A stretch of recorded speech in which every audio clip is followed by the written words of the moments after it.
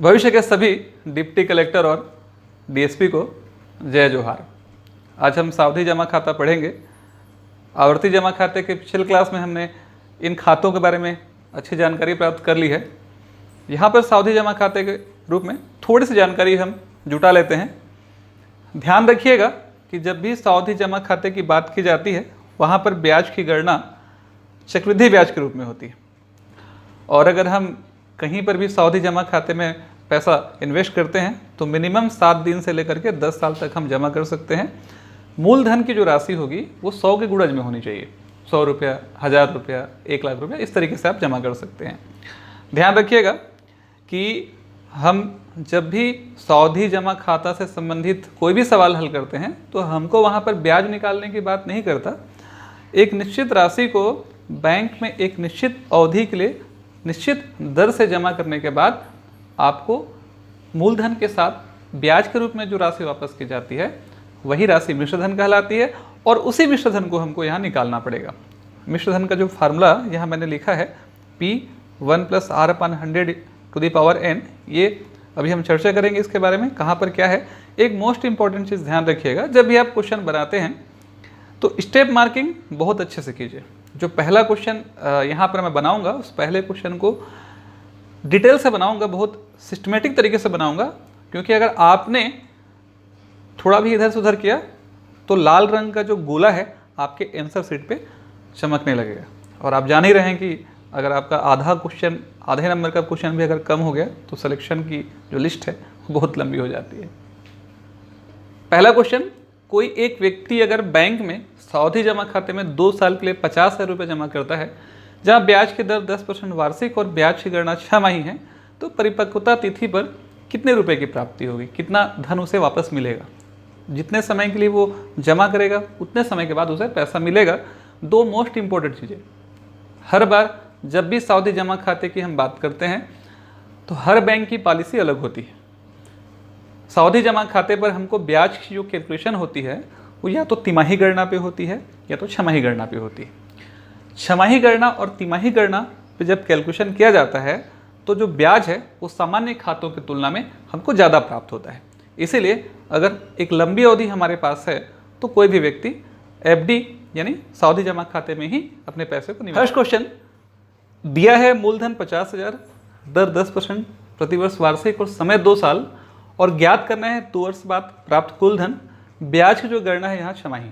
आप जब भी क्वेश्चन बनाएंगे मेंस के लिए आपको इन सारी चीज़ों को लिखना पड़ेगा रिटर्न में। गणना यहाँ पर 6 माही है, और हम जानते हैं कि जहाँ भी 6 माही गणना होगा वहाँ दर आधा हो जाएगा, यानी कैलकुलेशन आपको हर 6 महीने पे करना पड़ रहा है। चूँकि 10% एक साल में दिया गया तो आधे साल में 5% ही होगा, ठीक है। और जब आप यहाँ सॉल्व करेंगे तो 5% अर्धवार्षिक शब्द का प्रयोग करेंगे। समय हमेशा दुगुना होगा, यानी 6 महीने में एक बार जब कैलकुलेशन हो रहा है तो 1 साल में 2 बार, तो 2 साल में 4 बार, तो यहाँ पर 2 × 2 बराबर 4 छमाही लिखेंगे।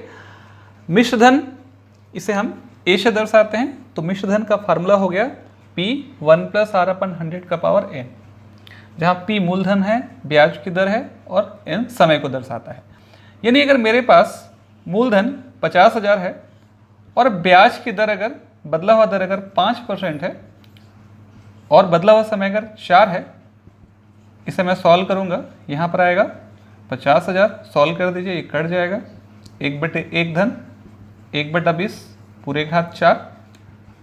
यहाँ पर ध्यान रखिएगा, इंपॉर्टेंट फैक्ट हमारे लिए है, बटे वाली संख्या जब भी आती हैं तो बटे वाली संख्याओं को हम लघुत्तम निकाल के जोड़ते हैं। ये राशि इससे गुना होगी, ये राशि इससे गुना होगी और ये आपस में गुना हो जाएगी। तो 20 धन 1 और यहाँ पर 20 पूरे घात कितना है 4। यहाँ ध्यान रखिएगा 50,000 गुणित 20 में 1 जोड़ेंगे तो हो जाएगा 21, 21/20 पूरे घात 4। जब भी आप क्वेश्चन सॉल्व करेंगे पीएससी मेंस में तो मोस्ट इंपॉर्टेंट चीज़ है कि आपको चौड़ी वाली कॉपी दी जाएगी, आप उसे 2 भाग 3 भाग में आप लकीर खींच करके राइट साइड में लिख सकते हैं, कोई परेशानी की बात नहीं है वहाँ पे। यहाँ पर आप सॉल्व करेंगे तो आंसर हमारा हो जाएगा 50,000। देख सकते हैं 21 से गुना 4 बार, 20 से गुना 4 बार, तो 21 गुना 21 गुना 21 गुना 21, और यहाँ पर आ जाएगा 20 गुना 20 गुना 20 गुना 20, ठीक है। तो यहाँ से 1 2 3 4 1 2 3 4 राशि कैंसिल हो जाएगी। थोड़ा सा माफ कीजिएगा, यहाँ पर मैंने एक राशि एक्स्ट्रा ले ली है।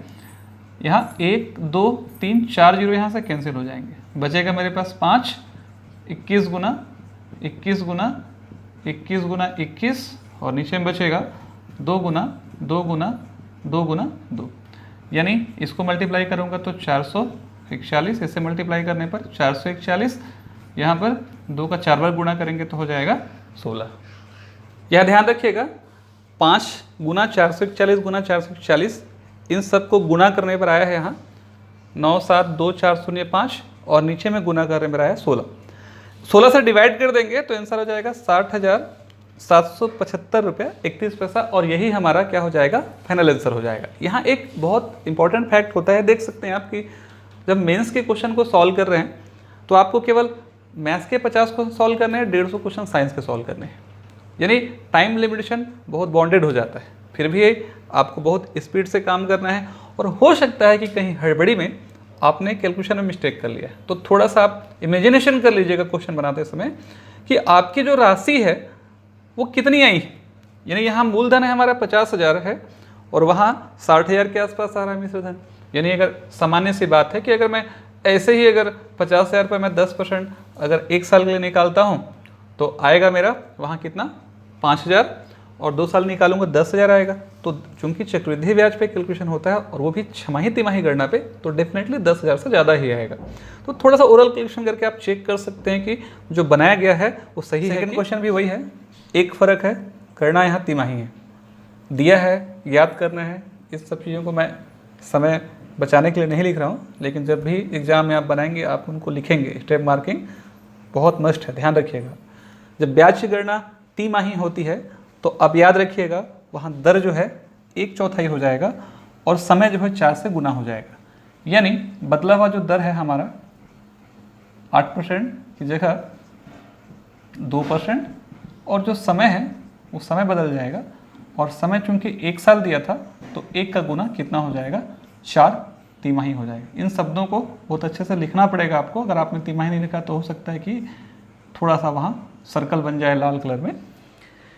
यहाँ पे मोस्ट इम्पॉर्टेंट चीज़ हमारे लिए है, आपको समझना है, ब्याज की गणना तिमाही मतलब हर 3 महीने में होगी। यानी 3 महीने में 1 बार, तो 1 साल में 4 बार, इसलिए कैलकुलेशन 4 बार होगा। चूंकि 1 साल में 8% है तो सामान्य सी बात है 3 महीने में 2% ही होगा, इसीलिए दर और समय को आपको बदलना अनिवार्य है। वही फार्मूला हम इनपुट करेंगे, A = फार्मूला होगा P 1 + R/100 का पावर n। मूलधन हमारे पास इस क्वेश्चन के लिए है 1 लाख रुपए, बदला हुआ ब्याज की दर 2% और बदला हुआ समय हमारे पास है 4। सॉल्व कर दीजिए, 1 लाख यहाँ से सॉल्व करेंगे तो 1/1 धन 1/50 पूरे घात 4, लघुत्तम निकालेंगे 1 लाख, इसका मल्टीप्लाई इससे होगा तो इसका गुना इससे, इसका गुना इससे और इन दोनों का गुना। आप जानते हैं इस चीज़ को, यहाँ 50 पूरे घात क्या हो जाएगा 4, 1 लाख यहाँ से लघुत्तम निकाल के सॉल्व करेंगे 51/50 पूरे घात 4। इसका तात्पर्य हो रहा है 1 लाख 4 बार गुणा करना है हमको, 51 51 51 51 डिवाइडेड बाई 50 × 50 × 50 × 50, 1 2 3 4 1 2 3 4।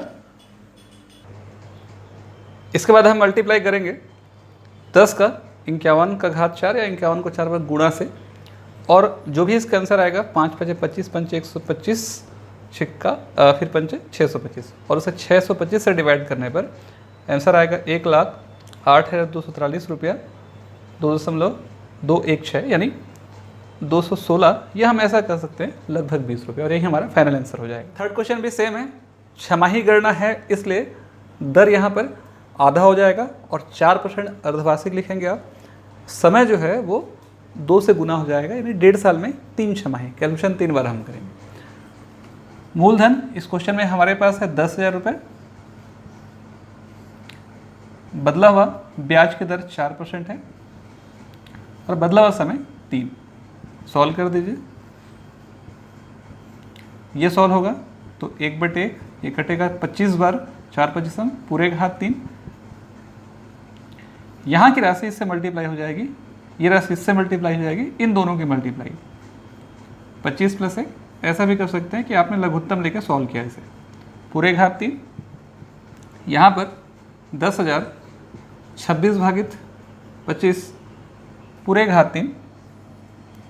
अब याद रखिएगा जब भी आप क्वेश्चन पेपर सॉल्व करते हैं मेंस का, तो उसे भी आप, जैसे मैं यहाँ खंडित कर रहा हूँ, क्योंकि स्पेस की समस्या नहीं होती, कॉपी बड़ी होती है, तो मैं जैसे खंडित कर रहा हूँ आप उसे भी 2 हिस्सों में बांट लीजिएगा। उसके बाद उस पर लिखना चालू करेंगे। 26 से गुना अगर हम 3 बार करेंगे और 25 का गुना 3 बार करेंगे, यानी 26 × 26 × 26 डिवाइडेड बाई 25 गुणित 25 गुणित 25। आगे सॉल्व करने की प्रक्रिया वही सामान्य है। 26 का जब मैं 3 बार गुणा करूंगा तो 17,576, 25 का क्यूब निकालूंगा तो 15,625। आपको गुना करना पड़ेगा और जो राशि आएगी उसे 15,625 से डिवाइड करना पड़ेगा। वहाँ कैलकुलेशन आपको लेना पड़ेगा। आप 2 तरीके से बना सकते हैं, या तो आप इसको सॉल्व कर दीजिए या सीधे सीधे 15,625 से आप डिवाइड कर दीजिए, जहाँ आपको सुविधा हो जाए। फिर मैं 10,000 से मल्टीप्लाई करूँगा, डेसिमल 4 स्थान खिसक जाएगा, 11,239 रुपये 64 पैसा, या लगभग हम मान सकते हैं 11,239 रुपये 60 पैसा, और यही हमारा फाइनल आंसर रखिएगा। सावधि जमा खाते से हम इतना ही क्वेश्चन करेंगे और जो भी क्वेश्चन आएगा वो इसी पैटर्न पे आएगा। छमाही गणना और तिमाही गणना के चीज़ों को आप ध्यान रखिएगा। सिस्टमेटिक तरीके से आपको लिखना है। जब भी आप दर की हम बात करेंगे, इसे अर्धवार्षिक या त्रैमासिक आप लिखेंगे, और समय को छमाही या तिमाही गणना आप जरूर दर्शाएंगे। समय बदले हुए दर के आधार पे मिश्र धन हम निकालेंगे, और मिश्र धन जब हम निकालेंगे तो वही हमारा क्या हो जाएगा, फाइनल आंसर हो जाएगा। इस वीडियो के बाद हम इनकम टैक्स पढ़ेंगे, आयकर की गणना हम करेंगे अगले वीडियो में। और ध्यान रखिएगा कि वो क्वेश्चन बहुत इंपॉर्टेंट है हमारे लिए, क्योंकि वहाँ से 8 नंबर से 10 नंबर के एक क्वेश्चन के पूछे जाने के चांस अधिक हैं। पिछले 4-5 सालों में यहाँ से बहुत सारे क्वेश्चन इनकम टैक्स से आए हुए हैं।